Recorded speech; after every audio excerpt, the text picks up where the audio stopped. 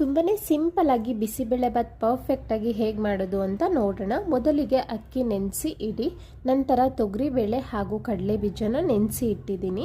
ಈಗ ಕುಕ್ಕರ್ಗೆ ಎಣ್ಣೆ ಹಾಕಿ ಸ್ವಲ್ಪ ಸಾಸಿವೆ, ಈರುಳ್ಳಿ, ಶುಂಠಿ, ಬೆಳ್ಳುಳ್ಳಿ, ಒಂದು ಒಣಮೆಣಸಿನಕಾಯಿನ ಹಾಕಿ ಚೆನ್ನಾಗಿ ಫ್ರೈ ಮಾಡ್ಕೊಳ್ಳೋಣ. ಹಸಿ ಸ್ಮೆಲ್ಲೆಲ್ಲ ಹೋಗಬೇಕು. ಅನಂತರ ಬಿಸಿಬೇಳೆಗೆ ಬಾತ್ಗೆ ಯಾವುದೇ ರೀತಿ ತರಕಾರಿ ಇದ್ದರೂ ಹಾಕ್ಕೊಳ್ಬೋದು, ಇದೇ ಬೇಕು ಅಂತೇನಿಲ್ಲ.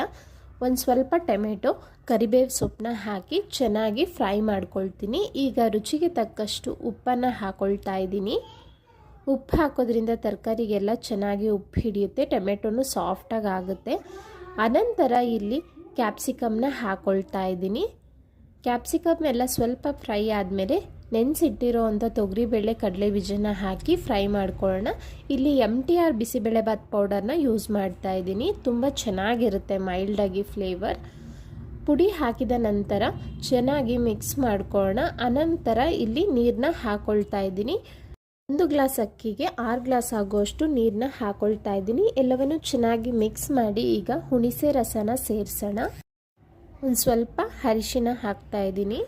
ಈಗ ನೆನೆಸಿಟ್ಟಿರೋ ಅಂಥ ಅಕ್ಕಿನ ಹಾಕೊಳ್ಳೋಣ. ಉಪ್ಪು ಖಾರ ಎಲ್ಲ ಸರಿಯಾಗಿದೆಯಾ ಚೆಕ್ ಮಾಡಿಕೊಂಡು ಕುಕ್ಕರ್ನ ಕ್ಲೋಸ್ ಮಾಡ್ತಾ ಇದ್ದೀನಿ. ನಾನಿಲ್ಲಿ 4 ವಿಸಿಲ್ ಬರೆಸ್ಕೊಂಡಿದ್ದೀನಿ. ನೋಡಿ, ಕುಕ್ಕರ್ ಕೂಲ್ ಆದಮೇಲೆ ಓಪನ್ ಮಾಡಿದ್ರೆ ಪರ್ಫೆಕ್ಟಾಗಿ ಬಿಸಿಬೇಳೆಬಾತ್ ಆಗಿದೆ. ಕನ್ಸಿಸ್ಟೆನ್ಸಿ, ಉಪ್ಪು ಖಾರ ಎಲ್ಲ ಪರ್ಫೆಕ್ಟ್ ಆಗಿತ್ತು.